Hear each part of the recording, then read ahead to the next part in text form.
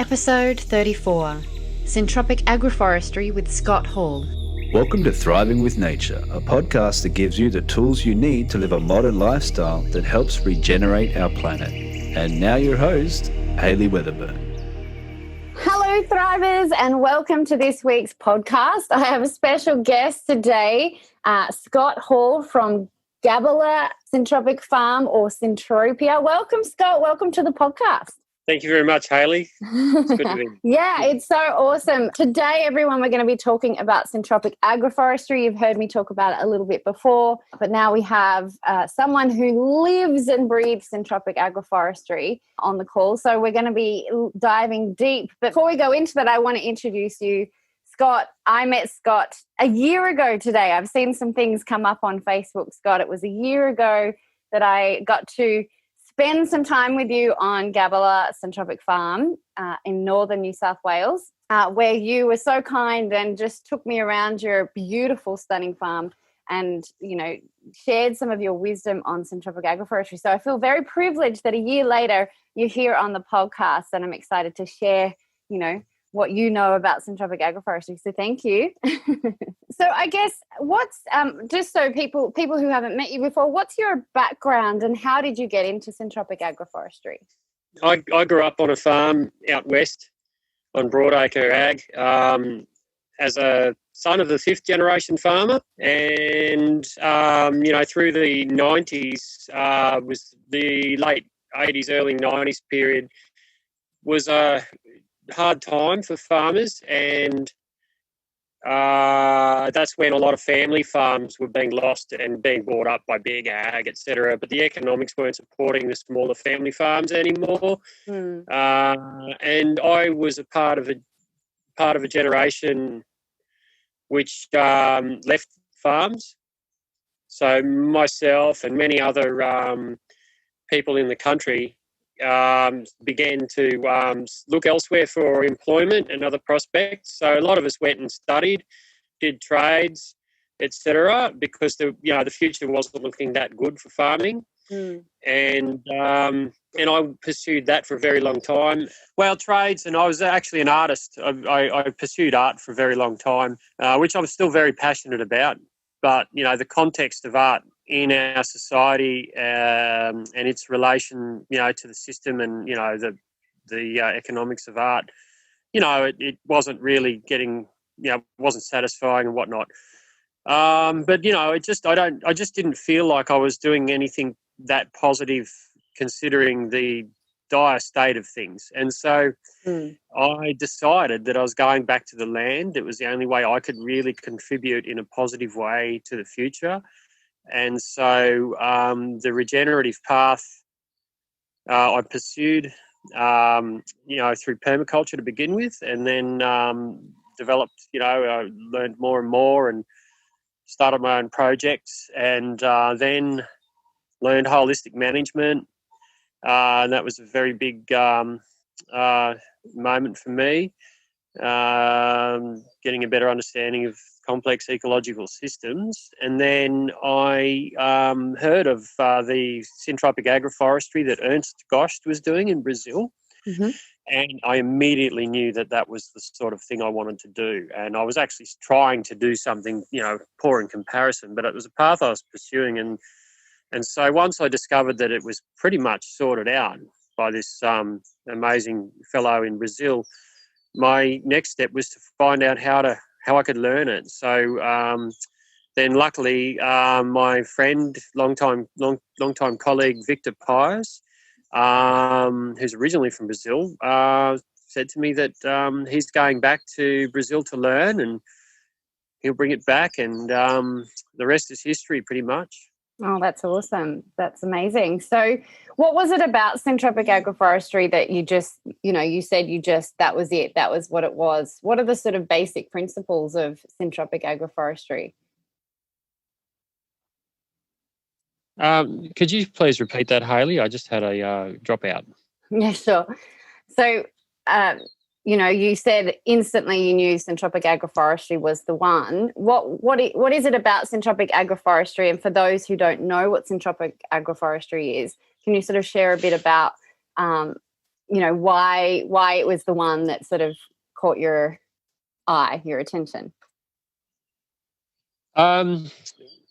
It was a high density, naturally ecosystem driven process, and being regeneration being my goal.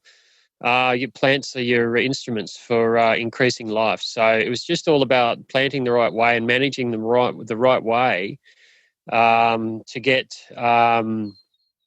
the results, and the specific outcomes of agroforestry matched my goals. And so I just saw it as highly effective, and for some reason I had a strong intuitive connection to it. And I just became immersed immediately.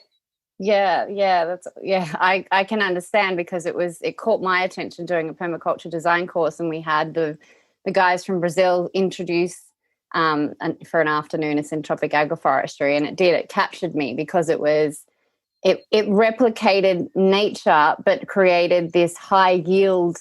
So high yield for farmers. So it was like a win-win for nature and for the farmers. Because it's interesting, you said that, future of farming didn't look good back in the day. And when we really think about it, farming is like, we need to eat, and without farms, we can't eat. And so we're coming full circle right now, where I think the flip is that we need to bring more attention and more positivity, which is what regenerative agriculture and syntropic agroforestry are doing for farmers. Would you agree? Absolutely. That win-win is the actual, it's a really good way to look at syntropy, where life increases. So, the only way to reverse the damage plus be viable into the future is to increase life. And so to increase life, everything wins. It's a natural process which uses naturally available abundant resources, and then just converts them into systems that we use. Yeah, awesome. So tell us a little bit about Gabala Syntropic Farm. When you first started, what you were doing, and then sort of now what you're doing, what you've learned in that time of practicing some syntropic agroforestry. I always, the more I learn, the more I realise I need to learn more. So, but it's something that you integrate into. It's really, you can't learn it from the books. You can learn the principles and get an idea of it, but it's all practice.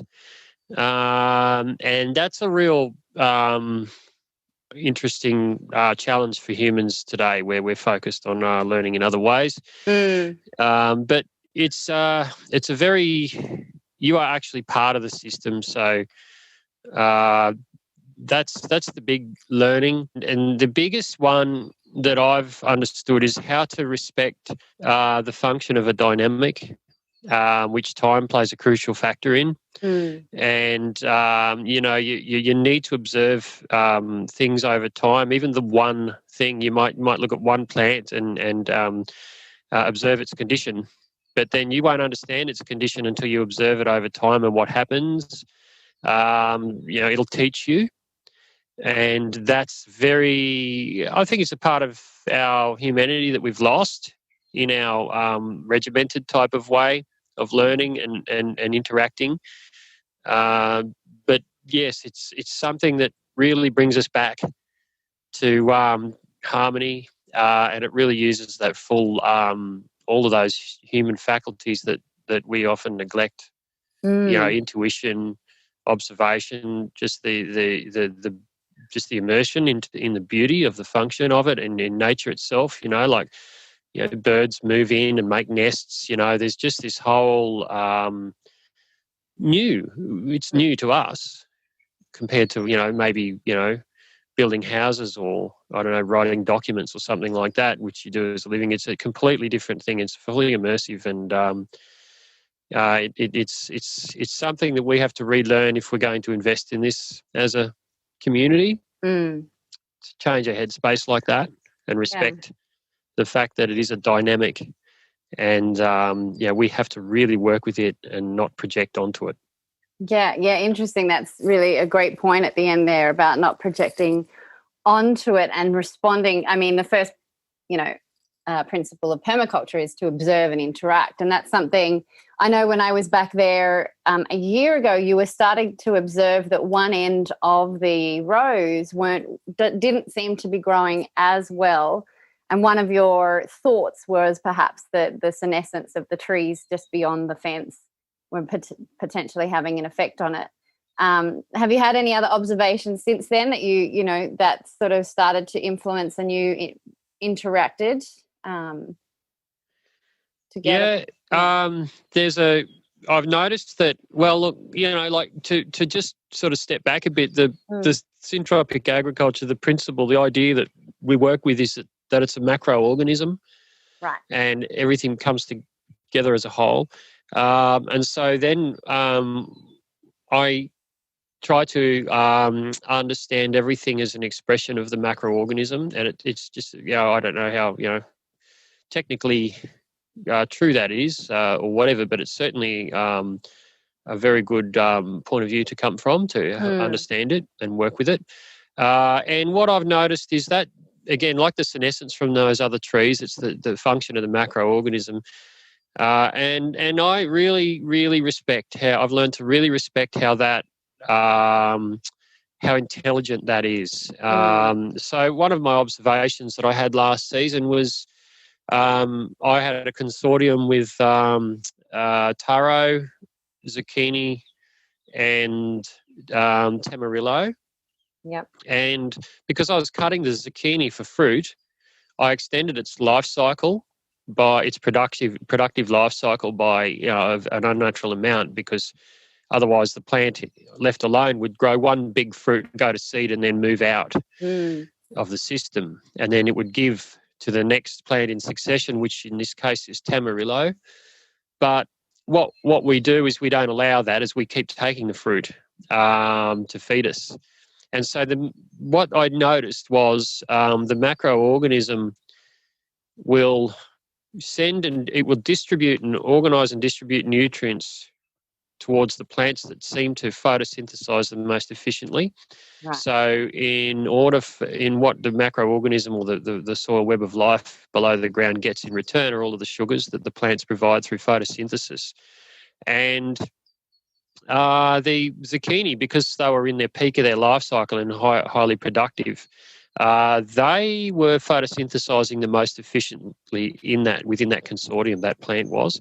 And so although there was enough nutrient in the system, I noticed there was a lack of nutrient going to the tamarillo. So they had the yellow leaves and everything, and they weren't powering along, but the zucchini was. So usually when there's some sort of negative effect or senescence, the whole lot shuts down. But this one was just one specific plant, which was next in line in succession after the zucchini. So what we did a trial and we finished the harvest. As soon as I finished the harvest, I cut the zucchini. And then the response was amazing. The tamarillo then just burst into growth. And this normally happens too, because succession will create a disturbance that pushes through a successional cycle will create a growth pulse. But the macroorganism certainly changed its mind and gave everything to the tamarillo. So there wasn't a lack of nutrient, it was the distribution. So that the tamarillo then just did the job of being the most efficiently photosynthesizing plant. And because of stratification, so did the taro, because the tamarillo plays an emergent role where the taro plays in a medium role, so a medium strata role. So they combine together without competing; they're complementary. So that was very interesting. I learned to really respect how intelligent that system is through that. That was a real game changer from the normal response that you do is, whether it's organic or not, you add fertilizer if you think a plant is poor in nutrients. But, we've had several examples of that type of phenomena. That's awesome. And if you had been observing them individually rather than looking at the macro, you may not have come out to that and been able to see that comparison. And I think that's what Syntropic Agroforestry does. Really, it's like you're, you said something that you're part of the system. I see it almost like you're a composer. And when you look at the actual vegetation growing up through the different strata, it's almost like music, because one's growing and then one grows higher and then one grows higher, and it's actually art in itself, right? It's very beautiful. It's a very good analogy, because Patricia Vaz, one of my teachers, and I were finding common words between Portuguese and English to benefit our discussion, and we found the best word to use to describe how the plants work together is in concert. So yes, we are composing a concert. Yeah. Wow. So for those of you who are very new to this, some of these words we've been talking about, strata, consortium, all those might be a little bit, you may not have heard of those words yet before. So can you describe the idea of, how in Syntropic Agroforestry you plant the placenta, you plant everything together, but you're looking into the future at time and space in the actual row, the vegetation row? Are you able to sort of articulate that a little bit for, say, someone who is just trying to understand that for the first time? Yeah, look, I'll try. It's never easy. No. It's not a complicated thing, but it also, all the information comes together so the concept of a dynamic is understood. But I'm writing a sheet. It'd probably be about 4 or 5 sheets, and I'm going to publish it soon, where I've focused really hard to describe it as simply as possible, because it is simple, but the understanding that it is a dynamic and how it works is the key thing. So it's a non-linear thing. So, but look, roughly what it is, it's succession-driven. The macroorganism is the entity that moves through succession and increases in life and complexity. Now, to do that, plants operate in groups. They never, ever live alone. That's just, in nature. And so those groups, there's specific criteria that within those different plants for them to come together as a group. So, for example, one banana can't be right next to a banana, but one banana can be right next to a eucalypt because of the different stratification, which are light requirements. There's life cycle involved as well, and then there's all of the succession species in succession that are got to come after.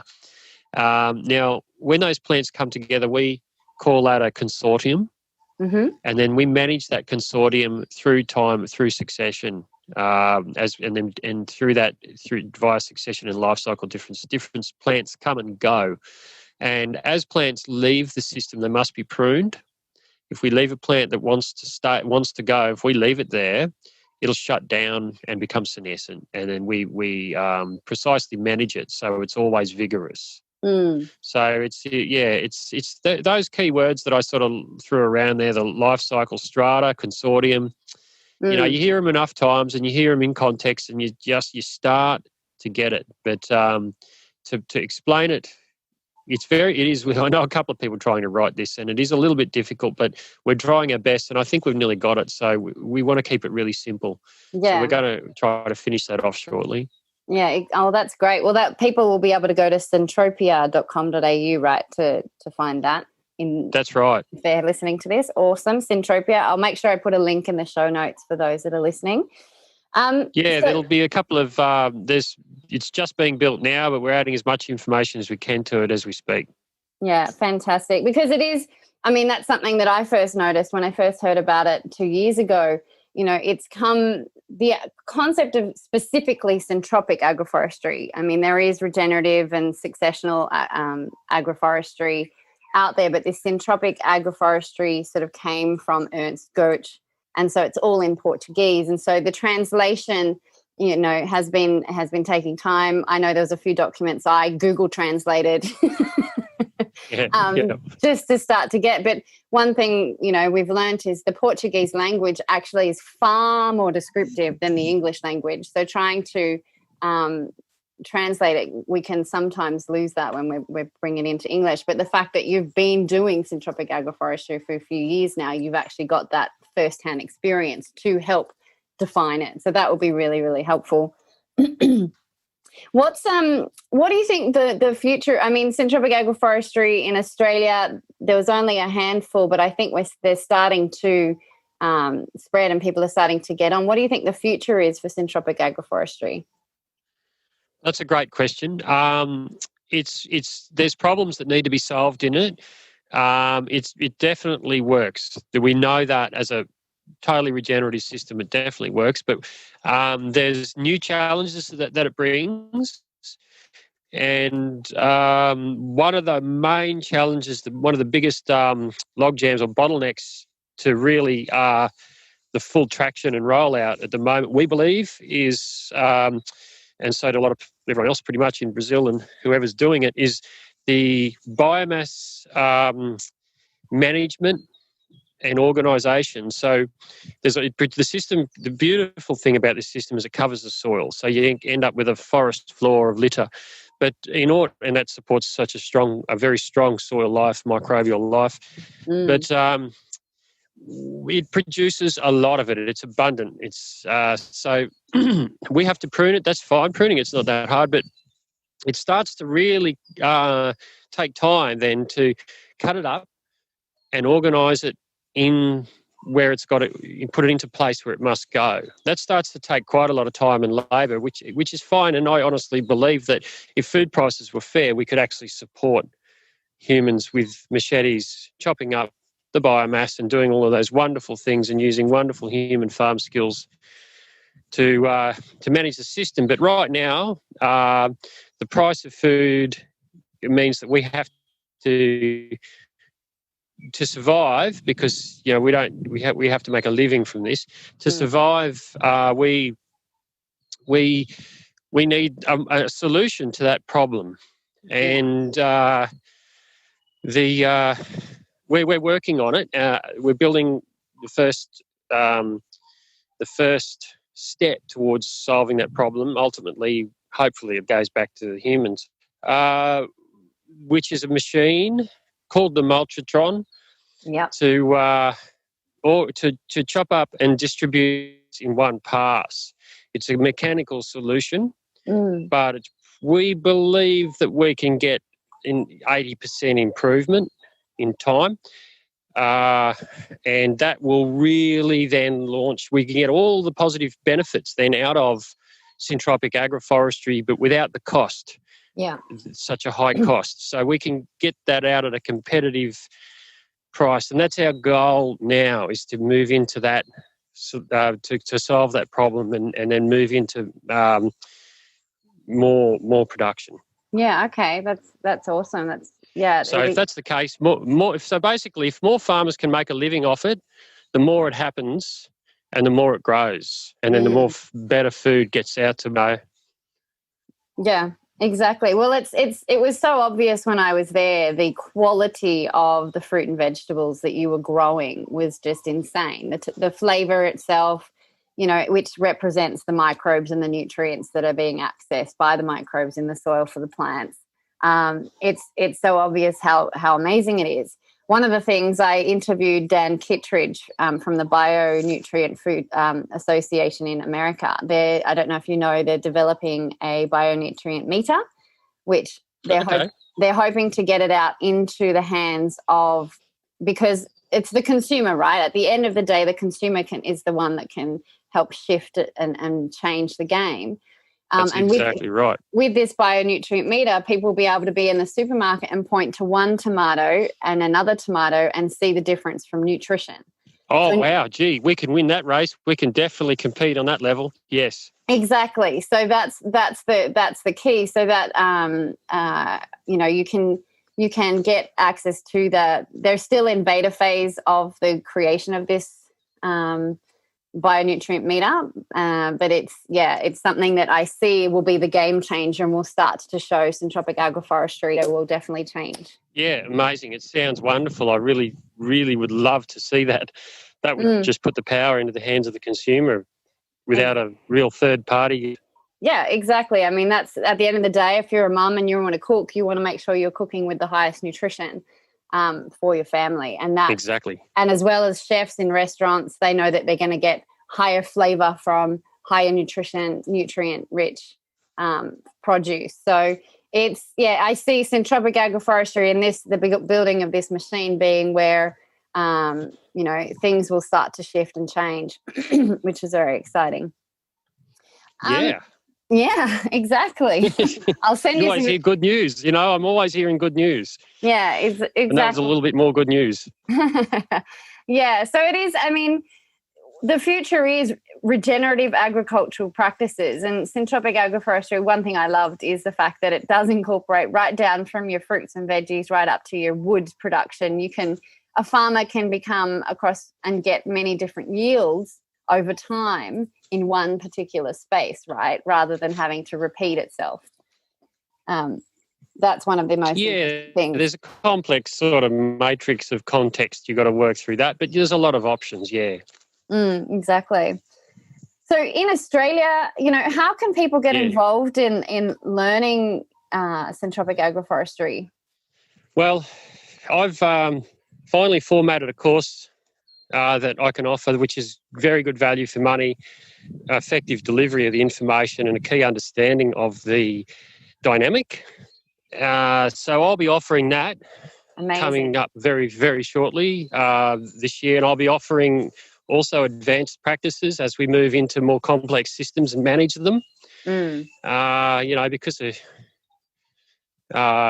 there's border restrictions, etc., and whatnot. It's really hard to get any more teachers over from Brazil at the moment, but there's quite a few of us now that know enough to share the first levels and what we know. And, we have the support to do that. So that's the best way I would recommend. I found that, it's if we spend a day focusing on how that macroorganism works and how to manage it and understanding that dynamic, that's the most critical bit of information and critical understanding that can be gained. And we can teach that here at Gabbala in a living and show examples of. A lot of the rest of the information that is complementary to that can be followed up by the learned student that's understands the dynamic. They know, then they will know what to follow up, and particularly we all stay together in a network and we support each other, and we're a growing and supportive and quite a close community in Australia, and we all go out of our way to help each other out. So it tends to be based around that, just that understanding of the dynamic, understanding that process, and then just staying with as part of the community and growing with us. Yeah, exactly. Well, it's together we're better, right? The community, you get that basic understanding and then get out there and actually physically do it, because that's where the greatest lessons are. And then you share your experiences with each other, because then, in a sense, the community of the Syntropic Agroforestry is it is a consortium of itself, and you're looking at it as a macroorganism. So not only are we looking at our own individual farms, but we can, as a whole, look at it and see what's going on in all the different areas and learn from that as well. That's right. A rising tide floats all boats. Yes, I heard that the other day, actually. It's awesome. It's my motto of 2020 this year. It's fantastic. That's awesome. I really appreciate it, Scott. What else do you think people should know about Syntropic Agroforestry in this coming day and age, with COVID and all that kind of thing? What do you think is important right now? To know about it? Well, it's our solution. It's our solution to local supply. It's our solution to economic independence. It's our solution to healthy, strong local community economies. There is a lot to look out to and see that isn't very pretty. But if we look around us closely, we have a whole new way of looking at the landscape once this understanding is achieved. So the potential of the options just become overwhelming almost. There is solutions there. So I think that's the role it has to play, is to empower people that may have to restructure their lives due to disruption. There may be some types of shifts where some things that people do aren't as viable or is not as satisfying. But I think this COVID thing has really shone a spotlight on the vulnerabilities that we have socially. We just don't have that connection with each other. Yes. As we've found with all of the lockdowns, etc., we all sort of seem to withdraw into our own homes and get on the internet and things like that. But there's a solution right outside our door. And it's something that we can do, all of us as individuals. We can just act. There's nothing to getting away from digging a hole and planting and, starting a little system in your yard, or going out and buying from a farmer, going to meet a farmer, or starting your own farm. There's a whole world of options out there. It's a new thing. Yeah, exactly. It's I think that's something that it highlighted. If we can find strength in our smaller communities, then and become more self-reliant and become regenerative systems in ourselves, then the strength will be totally there. So it's I think Kiss the Ground talks about bring back the victory gardens and bring back where people can actually grow their own basic fruit and veggies in their backyard will strengthen the system overall. Yeah, that's right. Yeah, it's awesome. Yeah, a lot of our resources and security comes from very close. Yeah, exactly. Well, I thank you so much for your time, Scott. I always enjoy talking about Syntropic Agroforestry, and you're a wealth of knowledge. I know that we could actually spend hours going deeper and further into it. But I just want to, I just really appreciate your time, and I hope to get back to Gabalus Syntropic Farm eventually one day when the everything's all lifted. But in the meantime, if you want to learn more about what Scott has shared today and look at those documents and even see what events are on at the time, you can go to Syntropia, syntropia.com.au for more information, and I'll pop a link, of course, in the show notes. So thank you so much, Scott, for everything that you're doing. Oh, it's my pleasure. I'm just privileged to be able to do it. Yeah. Life's been good to me. Yeah, awesome. And thank you so much, Thrivers, for this week's episode. Have a beautiful week. Hey, if you enjoyed listening to my podcast, remember to subscribe to hear more. You also have to come check out the Living Supplement Garden, a garden that reads your individual's body's condition and grows the substances it requires to move towards optimal health and potentially healing your ailments. When we align with nature, we thrive with nature. I'd love to have you join myself and others as we discover the magic of nature together and strive to heal both ourselves and our planet. Go to thrivingwithnature.com.